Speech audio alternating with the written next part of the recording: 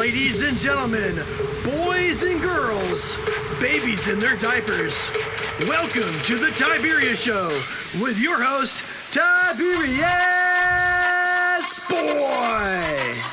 That's me, Tiberius. Welcome to the Tiberius Show today, and I'm your host, Tiberius Boy. And as always, we're looking at various jobs and how they affect the world around us. Today's guest is very interesting. We're going to talk to a medium. Do you have any idea what a medium does? Well, neither do I. So let's find out. Let me introduce our next guest, the one, the only, the amazing Sharon Farber. Hello there, and thank you so much for having me on your show. No problem, and thank you for being on the show. Very welcome. Okay, so you were listed as a medium. For my listeners that have no idea, what does that mean? And can you explain it? Sure. A medium is somebody who connects with people on the other side, also commonly known as dead people. So we connect with people's loved ones in spirit, relatives, and friends who are on the other side, and we get evidence and information so that the living people here can know that their people are still alive and well on the other side and that they still love them and can communicate with them. Mm-hmm. Okay, so it's not like a psychic that can see the future? No, mediumship is one type of psychic ability, and it's not the same as reading minds or seeing the future. It's being able to communicate with people who have passed to the other side. So it is psychic, but it's just one type of psychic ability. Are these spirits all dead? Yes, the people I connect with are all physically dead, except sometimes people who have dementia, Alzheimer's, maybe if they're in a coma, they can communicate through a medium just as if they were all the way on the other side. Really? Wow. Yeah. So that's a little different. So is being a medium something you're born with? A lot of people are born that way, but you can also choose to develop your mediumship abilities like I did. I didn't have it just happen. I got interested in mediumship, took classes, workshops, did exercises, and became a medium. And now that's how I teach other people to do it too. Okay. Well, what made you want to become a medium, and how did you get started? Somebody invited me to a medium group, and I saw it, and she connected with my first dog and a very close friend. And I thought it was amazing and fantastic and healing. And then she came to my massage center and gave readings to lots of people there. And it was just so amazing that I decided I want to do that also. So I went to school, learned how, and here I am. Wow. So, when did you know that this was the job for you?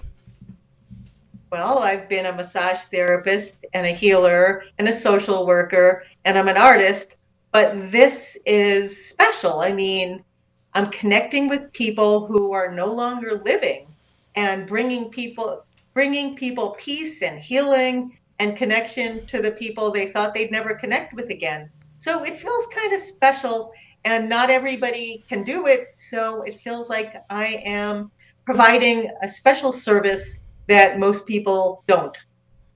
Okay. Now, I want to get this clear.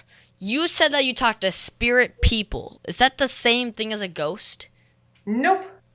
The idea is that ghosts are people or animals that don't get to the spirit world. Supposedly something happens and they're stuck behind, they're trapped here or something like that. And that's the idea of ghosts, and where you get all those silly stories like Ghostbusters and like that. Whereas the spirit people I connect with, they are in a beautiful healing spirit world. They're not trapped. They're not stuck. They don't need our help. They go, and I believe that everybody goes immediately to this healing world. So they are people in spirit, not ghosts. Okay. Well, do you believe in ghosts? No. Okay. I could go on, but I don't know how much time you have on why people think there are ghosts when there are not. like partly because of TV and Hollywood, or because people feel or sense somebody in the spirit world and they don't know that they can still connect with people who have died, so they think they're ghosts, and all kinds of other information about why I don't think they're ghosts. But no, I don't believe in ghosts, but I can talk to people who have passed to the other side. Okay. So now here seems like a good time to take a quick commercial break. Let's hear a word from our sponsors. The TIberius Show would like to thank one of their dedicated sponsors, Custom Designs Orlando. These guys are on Mills Avenue and do all sorts of stuff, ranging from photo ID badges, engraved signs, custom braille ADA signs, vinyl lettering to trophies and awards. The cool part about Custom Designs is they can ship products all over the United States. You can reach them at 407-898-0373 and tell them that TIberius sent you. And we are back here talking with Sharon Farber. Sharon is a medium and talks with spirit people. I do. So, Sharon, we were talking about ghosts versus spirit people. Can you explain how a spirit person communicates with you?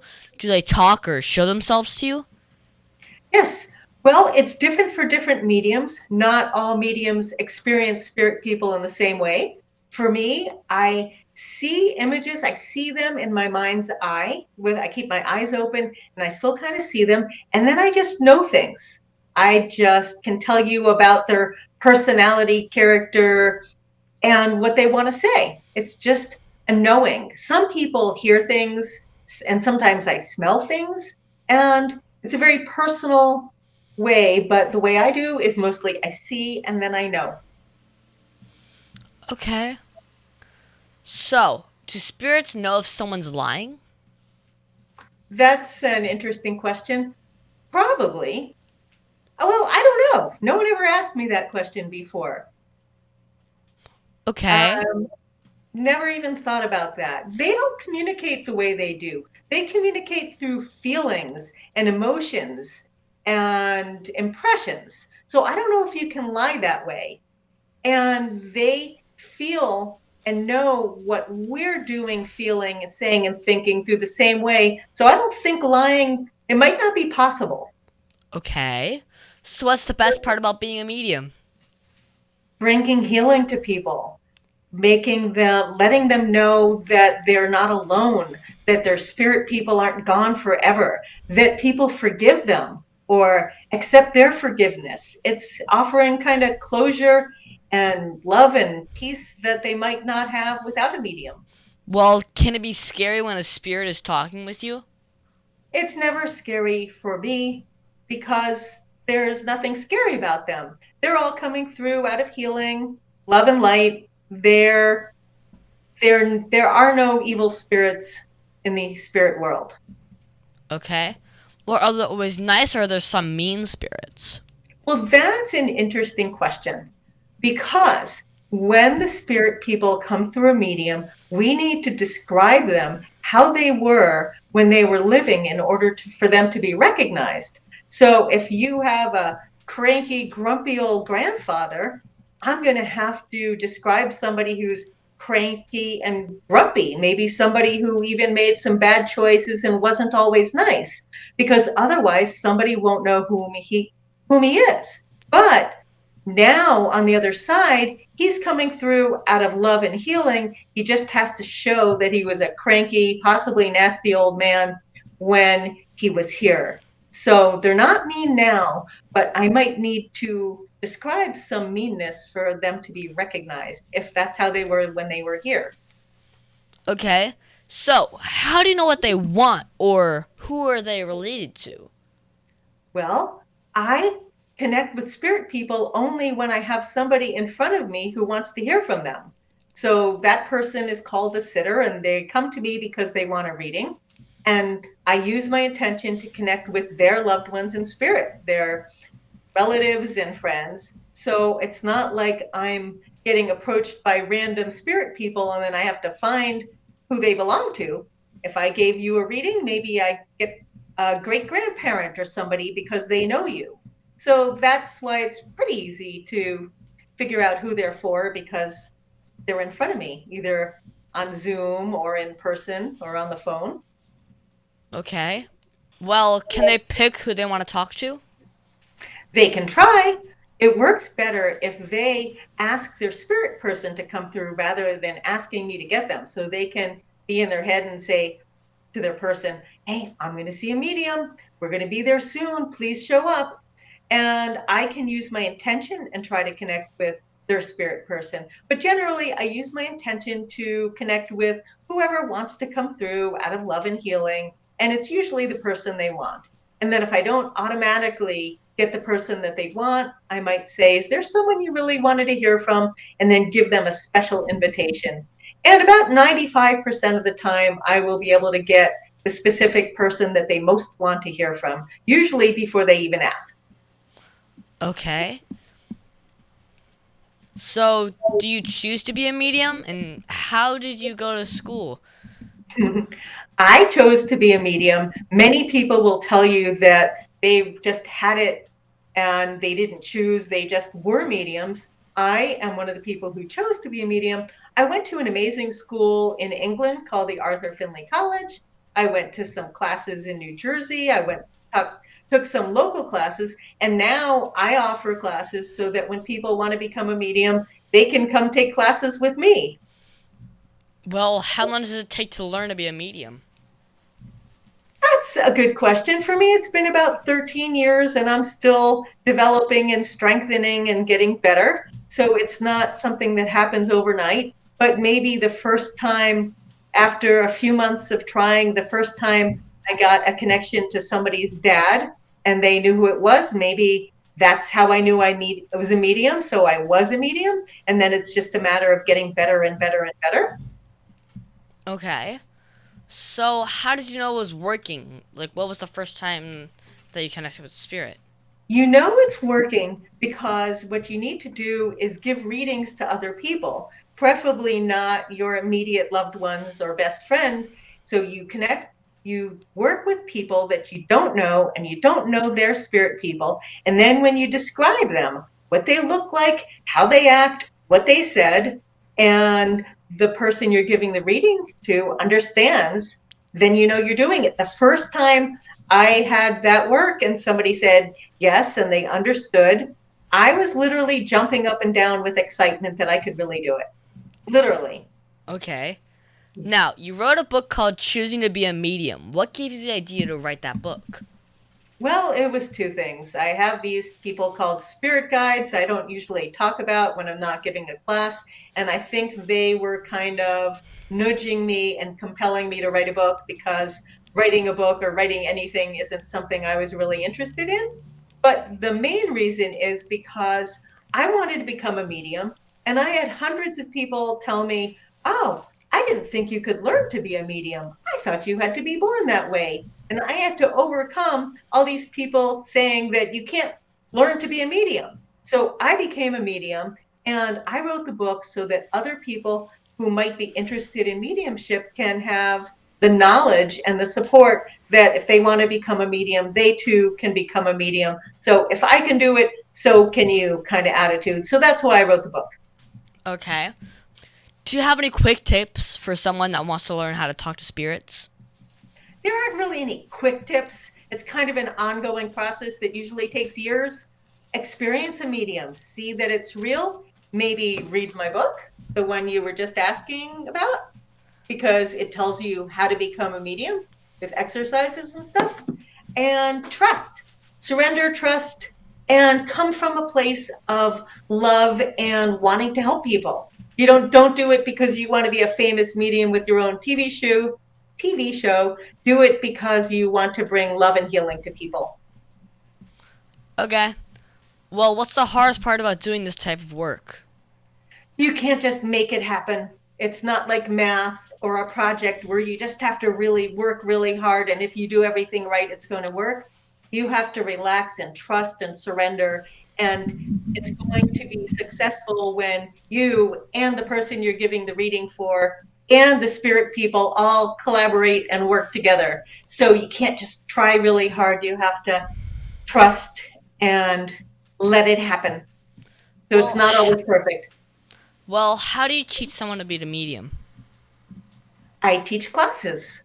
You come to class, you learn how it works, where the spirit people are, that it's safe, that there isn't anything to worry about, that you don't need to protect yourself, that people don't really die. And then you learn the step by step of using your intention, how you can perceive them, see, feel, hear with your intuitive senses. You need to practice with real people, a lot of practice. You can watch videos and read books, but unless you actually practice and give readings to people, you won't develop your mediumship. Okay. So, what's the craziest thing that's happened while you were doing your passion? Craziest thing? I think it's all crazy. I don't have one specific story. I'm literally connected with people who have died. So it's all crazy. And there's evidence and amazing stories all the time. So I don't have one specific crazy story for you. Okay. Well, if you had to pick a different job or vacation, what would you do? Probably one of the things I've been doing for 30 years. I'm an artist and I like to paint, so I could go back to painting more. I'm a healer, massage therapist. Massage has gotten a little old, but healing's kind of fun, doing Reiki and stuff like that. So I'd probably just do things I'm already doing. I like being a medium. Mm-hmm. Well, how does being a medium make the world a better place? Aside from connecting people with their loved ones in spirit so that they know they're there, it helps people lose their fear of death. A lot of people are scared of dying, and that can create some tension and anxiety and fear in their life. And then when you realize that when you physically die, you're in a beautiful place and it's healing and wonderful, I think that makes people feel better and maybe have more joy and be happier. And that makes the world a better place. If there were more mediums and more people connecting with their loved ones, I think it might be a more peaceful world. Okay. Well, what advice would you give to my listeners if they wanted to go up and be a medium? I think that it's not too early to see a medium. There are places called spiritualist churches where you can go for free and see mediumships in action. You can be aware. And a lot of young kids, babies, toddlers, young kids, they connect with spirit people. They feel, know, and experience their grandparents, or maybe there's a brother or sister they didn't even know that they had. And then they tell their mom, who's Jonathan? And the mom's like, that was the child that didn't live anymore that they never told their kid about. So a lot of kids, young kids, automatically have mediumistic abilities, can connect with those in the spirit world, and then you're taught, oh, that's nonsense, you can't do that, and then you have to be in your school analytical mind, and then you forget you can do it. So maybe just being open to the possibility that could happen. Some of those imaginary playmates people have aren't imaginary playmates. They're actually spirit people. Nice. So, what's that best advice that you've ever received, and who gave you that advice? Oh, don't try to be somebody else. Be the best you that you can be. Be nice. Okay. I can see that. So, what was the very first job that you've ever had? I was trying to think about whether that was working at an ice cream store or being a counselor in training at a camp. They happened at about the same time. I think we'll talk about the ice cream store. Okay. So, was there anything you learned from that job that helped you to be a better medium? Not that I can think of. Show up, do your best, work hard. So, I guess yes. Okay.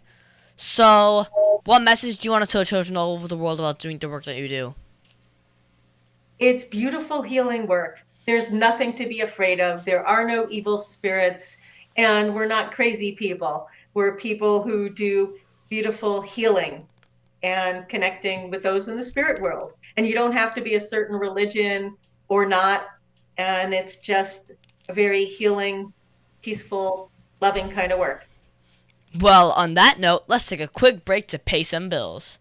Over 40 years, Lighthouse Central Florida has provided education, independent life skills, and job training to thousands of Central Floridians who live with blindness or any degree of vision loss. Whether it's picking out clothes in the morning or just moving around your community and serving Orange, Seminole, and Osceola counties.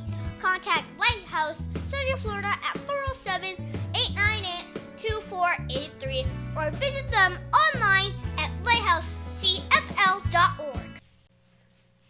And we are back with teacher, trainer, and medium, Sharon Farber. Sharon, can you do this work over Zoom, like talk to my great-grandma, or do you have to be in person? I can absolutely do it over Zoom, video, telephone, like that. Did you want me to connect with your great-grandma? Not right now, but maybe later. Okay. So, do you have kids, and what do they say when you told them that you could talk to dead people? I have kids, and when I started doing this, they weren't very excited about it. My daughter wanted to go to college on another side of the country, and I know one of them wanted me to change my name. They weren't very comfortable with having a mom who was a medium and thought that people might think they were weird. They've come around in the past 12 years, and now they're supportive, and they're fine with it. Okay. So, do you have any clients that you just can't help? There are some people that are really tough, that are hard to read. And if I can't give somebody a good reading, I will give them their money back and ask them to go suggest somebody else that they can see. So some people are just a little bit tough, or they might want to do it, but maybe they're scared or they don't really believe in it. So they're just not receptive enough, or we're just not a good fit. But yeah, that happens. Okay. So when you're not working, what do you do for fun? I am a whitewater kayaker, or at least I used to be. I'm trying to do that again. I like to toss a frisbee. I like campfires, drumming, music. Do you play video games? What? Do you play video games? I was going to say no, but actually my son has VR and I play Beat Saber.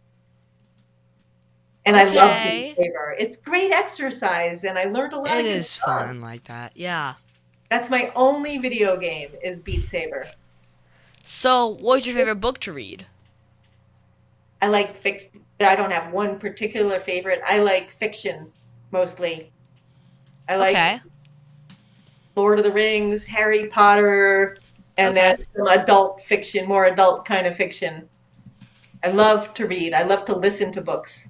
Cool. Well, is there anything else you think my listeners should know about you? Well, I paddled the Grand Canyon a couple times. I've gone to more Grateful Dead shows than I can count. And I teach mediumship in Hawaii once a year in a week retreat. So maybe people want to join me in Hawaii in January for a 3-day intensive class and a week-long retreat in Hawaii. Cool. Well, do you have a Facebook or website for my listeners that want to follow you? I do.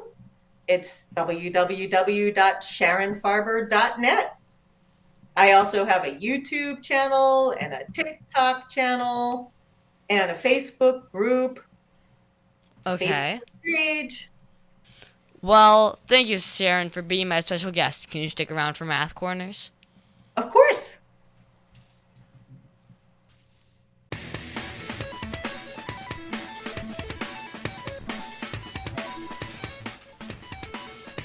Tiberius' favorite subject, it's Math Corners! Well, thank you, Sharon, for helping me with Math Corners. This week, we're going to do some more multi-step word problems. My dad is always good at finding new problems for me to solve. Today, we're going to talk about cell phones and their bills. Enzo's family compared cell phone plans to get the best deal. At A-Mobile, the family plan is $39 for the first 2 lines and $9 for each additional line. At B-Mobile, the family plan is $29 for the first 2 lines and $15 for each additional line. Enzo's family used to purchase 5 cell phone lines. Which family plan should Enzo's family go with, and how much will they save with a new plan? I think I need a pencil. Give me like 2 minutes and a pencil. Okay. But you know what? I'll solve it for you. Make it easier on you. Okay. Well, this is a real world problem because we do know that we cannot live without our phones. And my dad is always looking for that cheapest deal. So, to solve this issue, you have to first figure out the cost of the 5 lines for each plan separately. So, A-Mobile is $39 for the first 2 lines, and then 3 times 9 for the rest. So, 3 times 9 is 27 plus 39, you get $66 total at A-Mobile. Now, B-Mobile is $29 for the first 2 lines, and then 3 times 15 for the rest. So 3 times 15 is 45 plus the 29, then you get $74, which means A-Mobile is cheaper. Now you have to get the savings. Well, you take this $74 and subtract it by the $66, then you get 8 cents. So you'll save $8 a month on A-Mobile. I hope they're using Android. So, Sharon, do you ever compare different plans from your cell phone? And were they this complicated? I think they're probably more complicated with a family of 4. Yep, I've done that. Been there, done that. Especially if they throw in a free phone. You have to take into consideration the free phone. Oh, yeah, true. Because it's not free because you have to pay for another line, but True. My teacher said that I would use math every day. How do you use math in your work? I use math every day. I have to determine things like if I rent a retreat, how much do I have to charge people to stay there to cover it? I use it all the time. Cool. Well, thank you so much, Sharon, for your help with Math Corners. You're very welcome.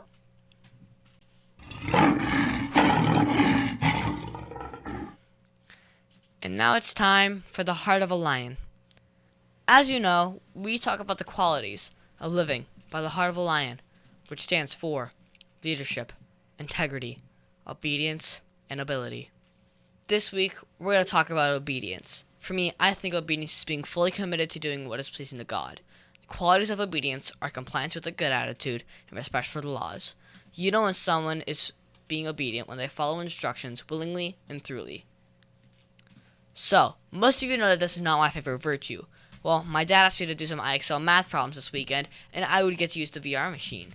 Well, the next day at 7 a.m., I got my computer and did a bunch of them before he even came out of the bedroom. I did it so early that when he asked, they would already be done. This was being obedient and smart, and by doing it before it was needed, I really enjoyed to play VR the most of the day. So, Sharon, did you see or use obedience at all this week? I think so. I'm a pretty obedient person. I have to say that sometimes obedience might not be good. What if it's a bad law? What if it's a law that hurts people and should be outdated? So being obedient to a bad law or rule might not be so great. Okay. Of all of the Heart of a Lion virtues, which is the one that you see the most? I like integrity because that's about being a good person, being at your best, doing what's right. I like integrity. Well, we should always try and be lion strong in everything we do, shouldn't we? Yes. And that's our show, folks. I want to thank the one, the only, the amazing Sharon Farber for being on my show. It has been so much fun talking to you today. I think we learned a lot about becoming a medium and the joys of communicating with spirits. Thank you so much for having me on your show. This was a lot of fun. No problem. Do you mind giving your website again? www.sharonfarber.net.